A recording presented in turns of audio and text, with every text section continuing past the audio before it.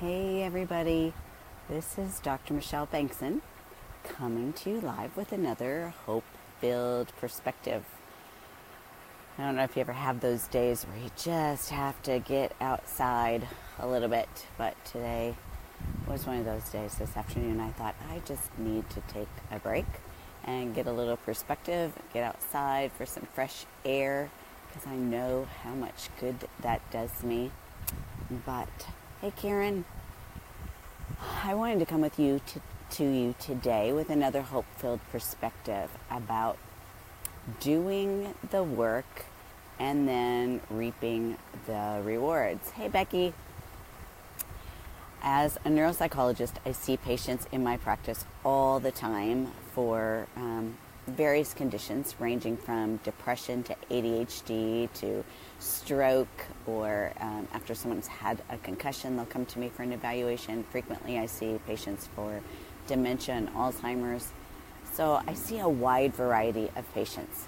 And I have to tell you that out of all the patients I see, maybe 45, somewhere between 45 and 55 or 60% actually do the work. After I tell them what is going on and what the condition or the disorder is that they're struggling with, then I tell them what we need to do to get things working for them. And I know what will help. I've been doing this for 25 years. I know the kinds of things that will help. And so I give them lots of recommendations of things they can do to help. Hey, Lori.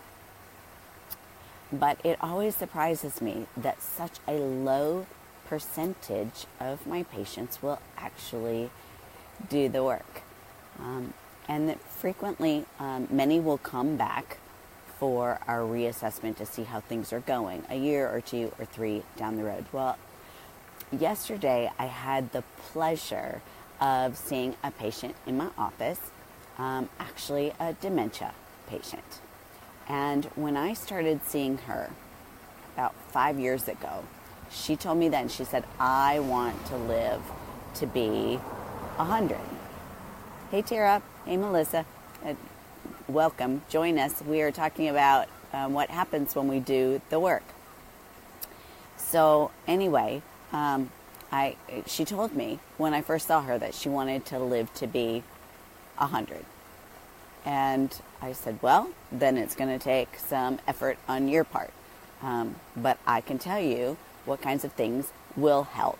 Now, I can't guarantee how long anybody's going to live. I don't know that. But I know the things that will help improve their condition and improve their quality of life. So she told me then, she said, I will do whatever you tell me to do. And I thought, we'll see. Because I have lots of patients who say that, and then they don't. So anyway, so she came back a couple of years later, and things were about the same. But I told her that given the diagnosis, I was thrilled that they were about the same. She said, but what else can I do? So I went down the list of things that I knew would help, things that were important, things that would benefit her. And she said, okay, I'm going to go do them. And she also picked up my book, Hope Prevails. Because at that time she was also battling with a little bit of depression. So my book, Hope Prevails, Insights from a Doctor's Personal Journey Through Depression, also gives lots and lots of tips of things that we can do. Anyway, she said, Dr. Bengtson, you wait and watch. Things are going to be better the next time I see you. So she came in yesterday, and you have to understand, in my job, I frequently have to give bad news. You know, I'm the one that has to tell people you have Alzheimer's or bipolar disorder, or your child has a learning disability, or your child has autism. So almost every day I'm in a position where I have to deliver bad news. Well, she came in yesterday, and I was able to tell her that across the board, things were either stable or improved, which is huge when you're talking to a patient with dementia, because typically the course is a gradual decline over time. So I was able to tell her across every area that we assessed: memory, attention, problem solving, language, sensory motor, visual spatial, all those areas that I look at. They were all the same or improved. And she was ecstatic. She jumped up and wanted to give me a hug, and she thanked me. And I said, you know what? You don't have to thank me, because you're the one who did the hard work. And when you do the work, you'll reap the benefits for it. I don't care what it is, whether it's studying for a test, or it's maintaining a balanced diet, or it's exercising, or whatever it is. If you do the work on your job, if you do the work, you'll get paid. And if you do a really good job, you'll get promoted, and you'll get recognized by the boss.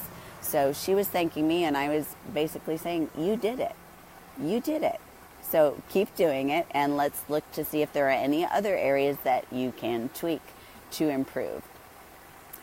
And, it just reminds me of the story of the lame man at the pool of Bethesda. Let me turn this a little bit. I love that story because at the beginning of my career, I used to think, what an odd question that Jesus would ask the lame man, do you want to get well? But the longer I have been in private practice, the longer I have realized that a lot of people don't want to do what it takes to get well. And if you remember that story, when Jesus asked him if he wanted to get well, I was thinking, well, Jesus, of course he does. He's just laying there waiting for somebody to push him in the pool. But Jesus said, then take up your mat and walk. Because Jesus wanted him to partner with Jesus in his healing. He wanted him to do the work. And I think in that same question, he was asking him, are you willing to do the work when you're no longer lame? Because if Jesus healed the lame man, he was no longer going to be the lame man. He was going to have to get a job. And he was going to have to work for a living. And he wasn't going to be able to live off people's pity and compassion. So Jesus was saying, are you willing to do the work? But the lame man did, and then he was healed. So your hope-filled perspective today is not to give up, but to really assess where you're at and look to see what is the work that God is calling you to do. Because we get to partner with him in everything. Can God heal miraculously? Absolutely. I've seen it. I believe it.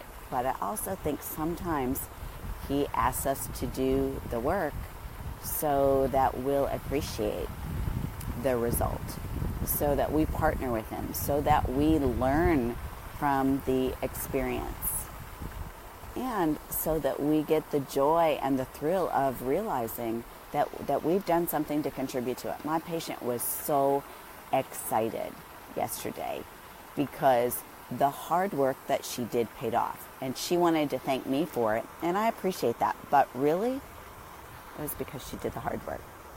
So your hope-filled perspective today is that if you're willing to do the work, God will honor that, and you'll see the results for it. So that's your hope-filled perspective today. You may want to see this quiet, peaceful setting that I'm in. So let me just show you. I'm just sitting here in our neighborhood, just appreciating the water and the peace and the quiet for a few minutes before I go back inside to do more work. So until next time, this is Dr. Michelle Bengtson with your hope-filled perspective. May you have a hope-filled day.